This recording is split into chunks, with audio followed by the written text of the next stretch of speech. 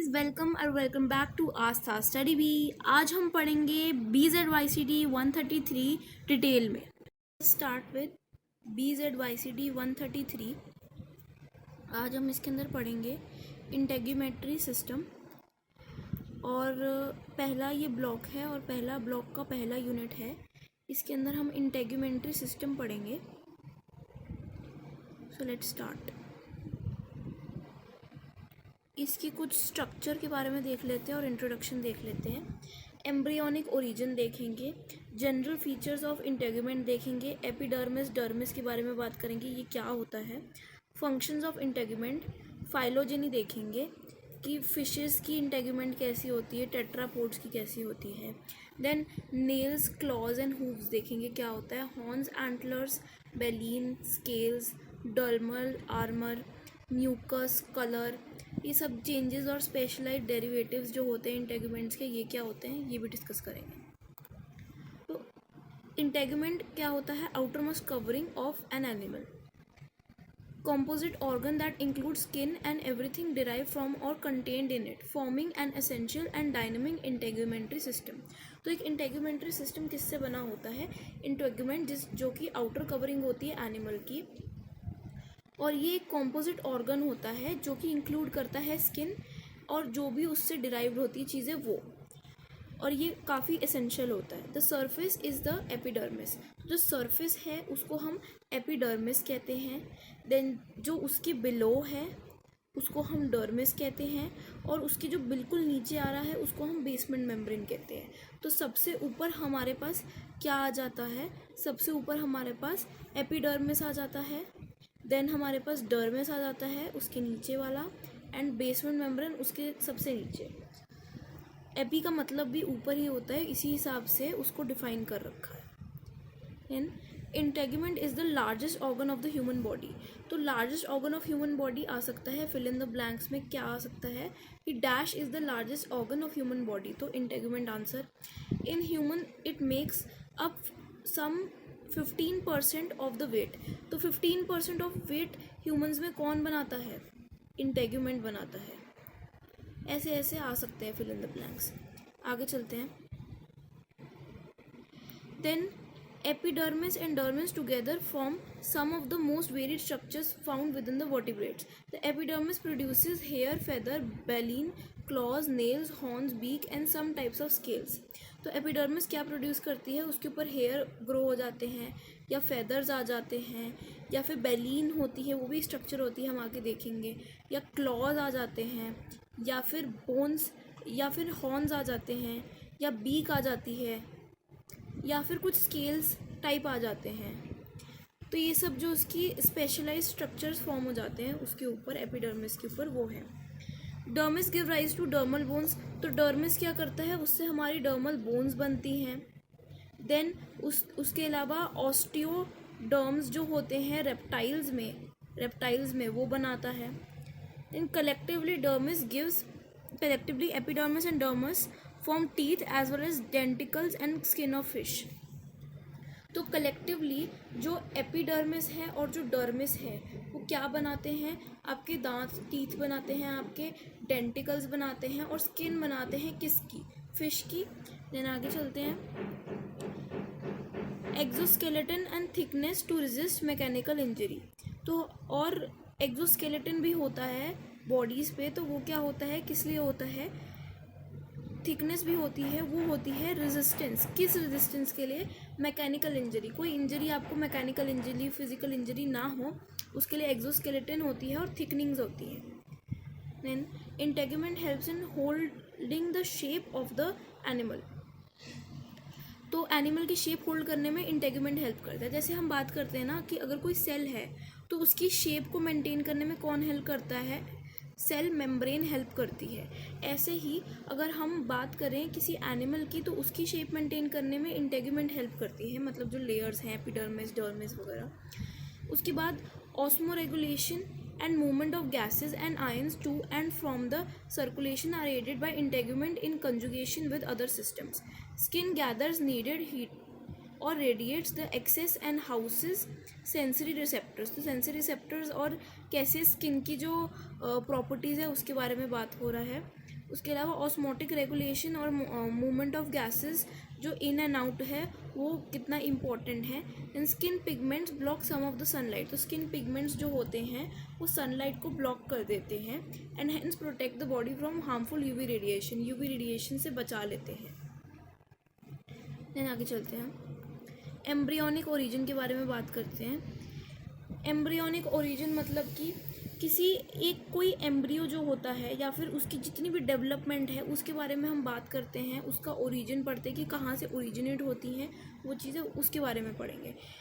Bye the end of neurulation in the embryo. Neurulation क्या होता है? ये एक स्टेज होता है development of vertebrates during which nervous tissue is separated from the ectoderm which separates the skin tissue.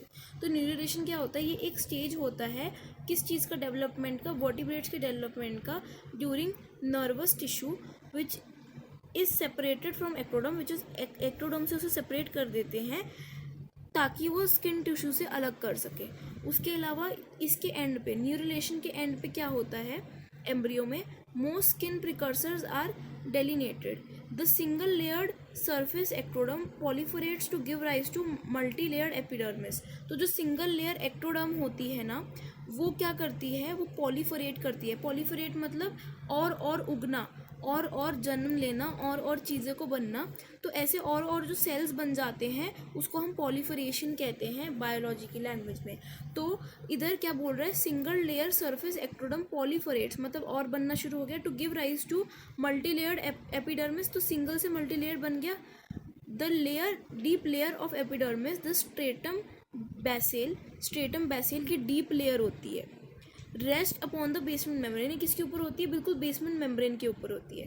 Through active cell division the basement membrane replaces the single layer of outer cells called periderm.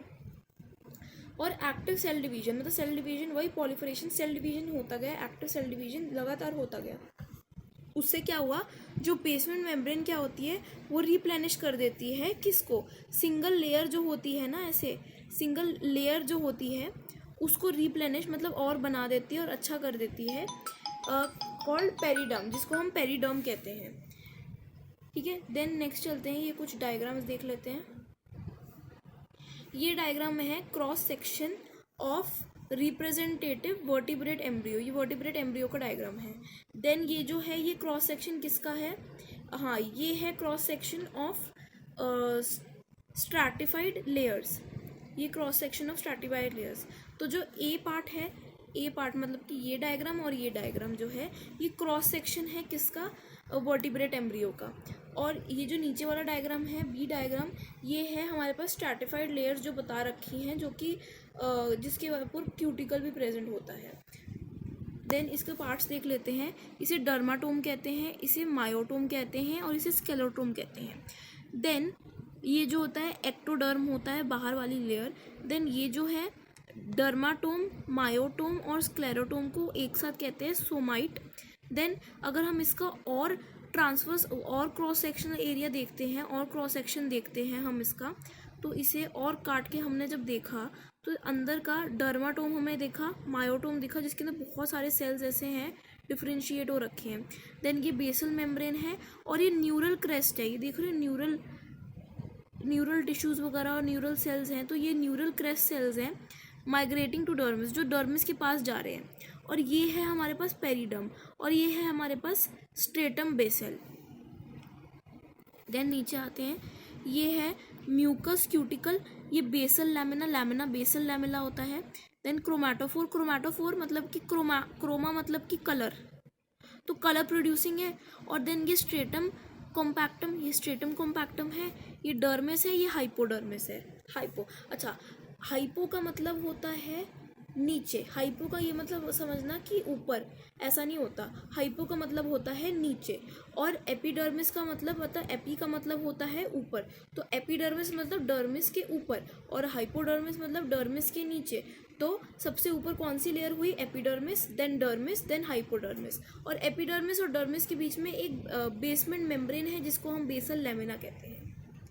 आगे चलते हैं। The dermis arises from several sources, तो dermis बहुत sources से arise होती है, जैसे कि डर्माटोम से अराइज होगी या कुछ भी। The integument is compose of 2 layers, तो इंटेगुमेंट किस लेयर्स की बनी होती है, एपिडर्मिस की और डर्मिस की, जो किससे सेपरेट होती है, बेसमेंट मेम्ब्रेन से, ये हमने देखा था अभी। वैस्कुलराइजेशन एंड इनर्वेशंस आर एडेड, तो वैस्कुलराइजेशन और इनर्वेशंस ऐड हो जाती हैं along with contribution from neural crest. जब हम न्यूरल क्रेस्ट की कंट्रीब्यूशन करते हैं डर्मिस के पास न्यूरल टिश्यू की कंट्रीब्यूशन करते हैं ना, पढ़ा था अभी हमने डायग्राम में, तो वैस्कुलराइजेशन और इनर्वेशंस हो जाती है। उसके अलावा between the epidermis and dermis stimulate specialization such as teeth, feather, hair, scales, ये सब बन जाते हैं एपिडर्मिस और डर्मिस के बीच में, मतलब कि बेसल मेम्ब्रेन से अराइज होते हैं वो। Then a dermatome is the area of skin of the human anatomy that is mainly supplied by branches of a single spinal sensory nerve root. तो डर्माटोम क्या होता है, ये एक एरिया होता है, जगह होता है स्किन का, जो कि ह्यूमन एनाटॉमी में होता है, which is mainly supplied by branches of single spinal sensory nerve root. ठीक है, देन नेक्स्ट हम डायग्राम पे आते हैं। कुछ डायग्राम क्लासिफिकेशन सा दे रखा है आपको। स्किन डेरिवेटिव्स है, तो स्किन कहाँ कहाँ से ओरिजिनेट हुई और क्या क्या हुआ और उसके अंदर क्या क्या चीज़ें हैं। देन जो है मैमरी ग्लैंड्स, आपको पता होगा, मैमरी ग्लैंड्स के बारे में पढ़ा होगा। Mammalian hair growth. देन उसके अलावा बर्ड फेदर की बात हो रही है। वर्टिबल टूथ की बात हो रही है। तो टूथ कलेक्टिवली किससे बना होता है, हमने अभी पढ़ा था, डर्मिस और एपिडर्मिस से बना होता है। देन उसके बाद placoid scales, then cosmoid scales, ganoid scales. तो स्केल्स जो है वो 3 तरह के हो गए, यहाँ से आप देख सकते हो कितने तरह के हो गए, placoid scale, cosmoid scale and ganoid scale. और एक और तरह का स्केल होता है, वो भी पढ़ते हैं, वो अलग जगह से ओरिजिनेट होते हैं, इसलिए उसको अलग पढ़ते हैं, जिसे साइक्लॉइड टेनॉइड स्केल बोलते हैं। ये जो स्केल्स होते हैं साइक्लॉइड टेनॉइड स्केल्स, ये आप आगे पढ़ोगे, फिशेज में प्रेजेंट होते हैं, अलग अलग टाइप की फिशेज होती है, अलग अलग ऑर्डर्स की फिशेज होती हैं, उनमें प्रेजेंट होते हैं। देन आगे चलते हैं, जनरल फीचर्स ऑफ इंटेगुमेंट के जनरल फीचर्स फटाफट से डिस्कस कर लेते हैं, जैसे कि एपिडर्मिस हो गया, देन डर्मिस हो गया, देन उसके बाद फिर हम उसके फंक्शंस के बारे में पढ़ेंगे। तो फटाफट से जो जनरल फीचर्स है एपिडर्मिस और डर्मिस, उसके बारे में डिस्कस करते हैं। इसके अंदर इंटेगुमेंट जो है सेवरल लेयर्स का बना होता है। हमें पता है सबसे पहली लेयर जो होती है एपिडर्मिस, मतलब कि जो सबसे ऊपर लेयर होती है एपिडर्मिस, सबसे पहले प्रेजेंट होती है, उसे कहते हैं। और जो उसके बाद प्रेजेंट होती है हम उसे कहते हैं डर्मिस। और जो थर्ड रीजन होता है, थर्ड लेयर होती है हाइपोडर्मिस, जो कि सेपरेट करती है स्किन फ्रॉम डीपर टिश्यू से, तो वो बिल्कुल नीचे एकदम प्रेजेंट होती है, इसलिए उसे हाइपोडर्मिस कहते हैं। Then epidermis is in most animals is multi layered but thin. तो एपिडर्मिस क्या होती है, मल्टी लेयर्ड होती है लेकिन थिन होती है, बहुत ऑर्गेनिजम्स में, बहुत एनिमल्स में। In many vertebrates it produces mucus to moisture the surface of skin.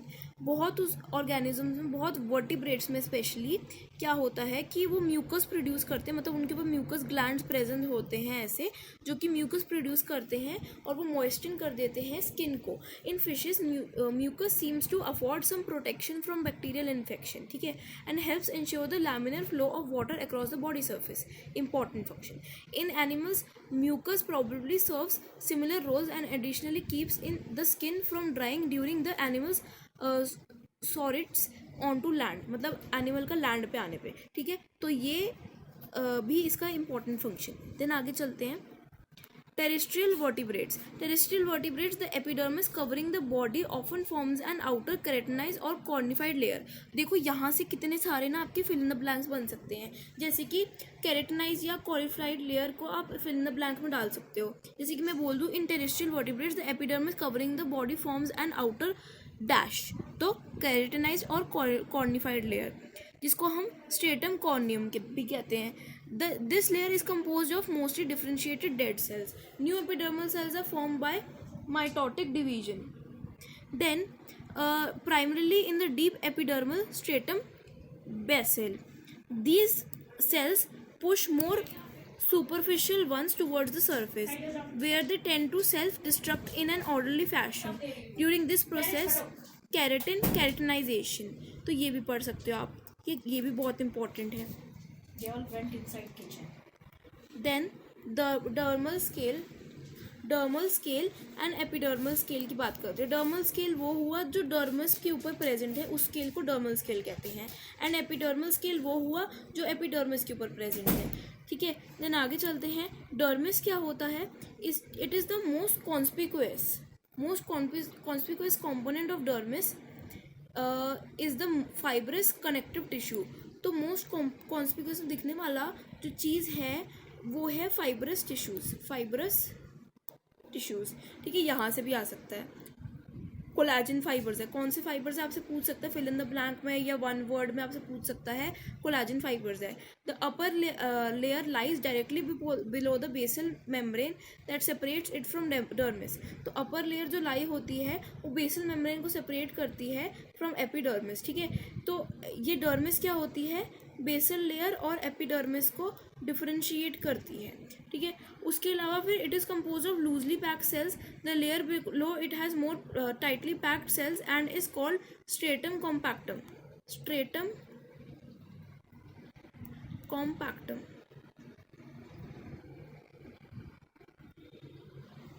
Then आगे चलते हैं।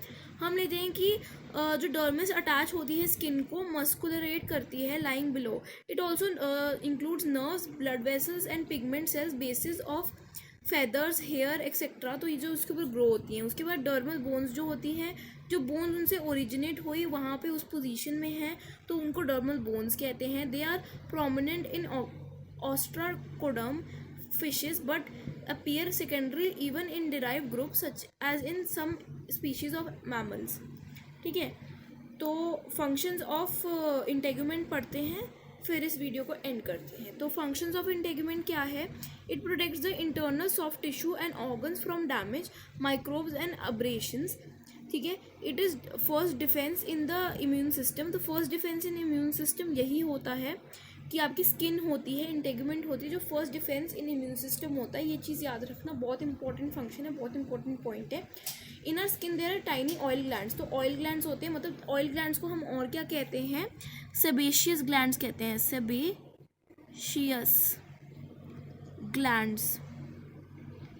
सेबेशियस ग्लैंड्स कहते हैं ऑयल ग्लैंड्स को हम। That enhance the barrier function, जो बैरियर फंक्शन को एनहांस कर देता है। It also protects against UV radiation के अगेंस्ट भी प्रोटेक्शन हो जाती है। Then it serves and conducts external stimuli like touch, chemical and temperature to the nervous system. Then आगे चलते हैं। Regulates the temperature of the body in most vertebrates. For instance, the skin regulates the internal body temperature in most mammals by sweating. तो skin जो क्या करती है? Regulate करती है इंटरनल बॉडी टेम्परेचर। जैसे स्वेट करने से आपका बॉडी टेम्परेचर रेगुलेट हो जाता है। Protects against dehydration and water loss in terrestrial vertebrates. It helps in respiration in many aquatic vertebrates, may be the only respiration organ in aquatic vertebrates. Impart colour which may be protected और camouflage. Thank you guys. Do like, share and subscribe the channel, and also don't forget to press the bell icon.